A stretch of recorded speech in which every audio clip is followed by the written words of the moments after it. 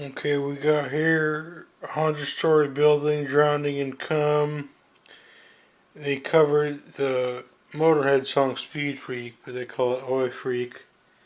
It's the Lathe Cut record. This is a cauliflower ass and bob. Can't afford no other side. It's a one-sided Lathe Cut 7-inch. This is a Skunk Works audio unit.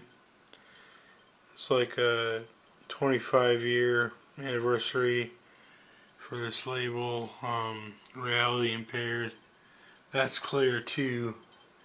I had more, but I sold them all so I could get enough money to get a lollipop.